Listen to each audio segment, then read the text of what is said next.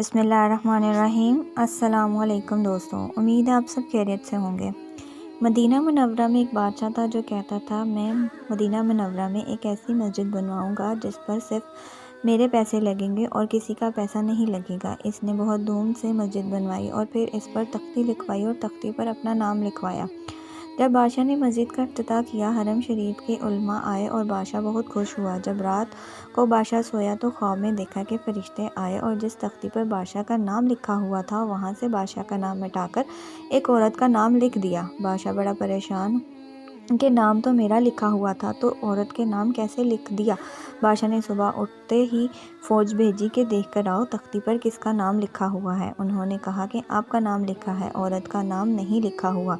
خیر دوسرے دن بادشاہ نے پھر یہی خواب دیکھا کہ عورت کا نام فرشتے لکھ رہے ہیں اور بادشاہ کا نام مٹا رہے ہیں۔ بادشاہ نے پھر فوجیں بھیجی، انہوں نے آ کر یہی جواب دیا کہ آپ کا نام لکھا ہوا ہے۔ بادشاہ نے تیسرے دن پھر یہی خواب دیکھا کہ فرشتے عورت کا نام لکھ رہے ہیں اور بادشاہ کا نام مٹا رہے ہیں۔ اب بادشاہ خود چل کر آیا، اس نے کہا دیکھو تو صحیح کس کا نام ہے۔ جب دیکھا تو بادشاہ کا نام تھا۔ چوتھے دن بادشاہ نے پھر یہی خواب دیکھا تو بادشاہ نے اس عورت کا نام یاد کر لیا۔ دوسرے دن بادشاہ عورت کو ڈھونڈوانے کا کہ کون ہے یہ عورت۔ ایک بہت بوڑھی عورت تھی۔ سپاہی اس بڑھیا کو بادشاہ کے پاس لے گئے۔ بادشاہ نے پوچھا کہ مسجد نبی ہے، تمہیں پتہ ہے؟ اس نے کہا ہاں، آپ نے بنائی ہے۔ بادشاہ نے کہا تم نے اس میں کوئی حصہ لیا؟ اس عورت نے کہا میں فقیر عورت ہوں، میں کہاں حصہ لے سکتی ہوں۔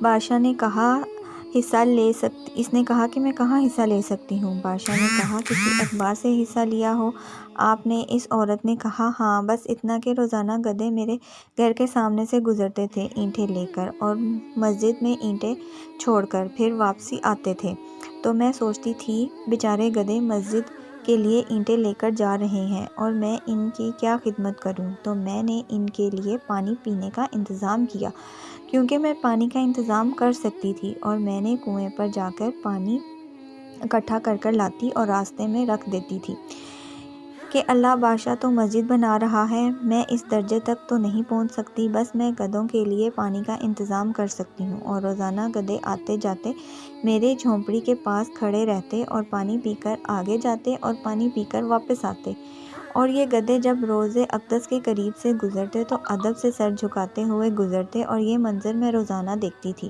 اور روزانہ میرا یہاں سے پانی پیتے۔ بس یہ کہہ کر بڑھیا رونے لگی کہ اس کے علاوہ میں نے اور کوئی کام نہیں کیا۔ بادشاہ نے کہا بس تو نے جو گدھوں کو پانی پلایا، اس پانی پلانے کے صلے پوری مسجد بنانے کا ثواب تیرے حصے میں آ گیا۔